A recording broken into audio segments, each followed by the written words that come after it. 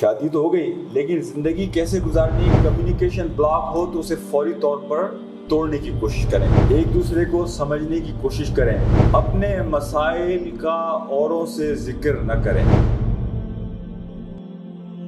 Learn how to be married, یعنی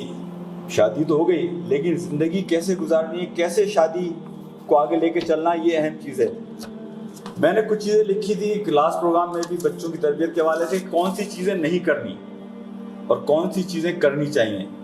پہلی چیز میں یہ کہتا ہوں، ایک دوسرے کو اسپیس پرووائڈ کریں، ایک دوسرے کو سمجھنے کی کوشش کریں، ایک دوسرے کے جذبات کا خیال کریں، ایک دوسرے کے احساسات کا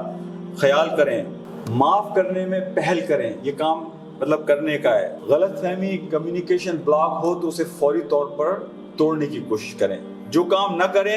اپنے مسائل کا اوروں سے ذکر نہ کریں۔ وہ ہمارے یہاں جو اردو میں محاورہ ہے نا، دیواروں کے بھی کان ہوتے ہیں،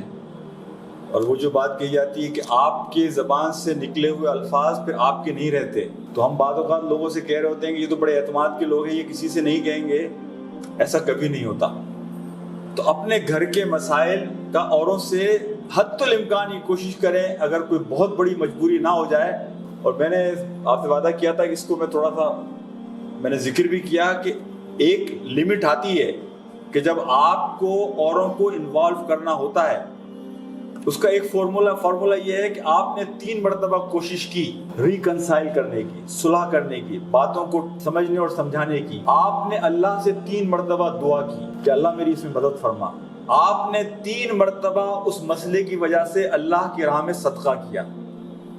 لیکن ان تینوں چیزوں کے کرنے کے بعد بھی مسئلہ حل نہیں ہو رہا،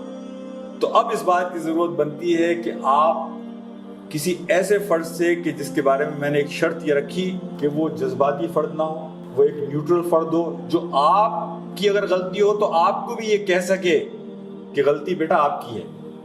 آپ کے شوہر کی نہیں ہے، یا شوہر کو یہ کہہ سکے کہ غلطی آپ کی ہے، آپ کی بیوی کی نہیں ہے۔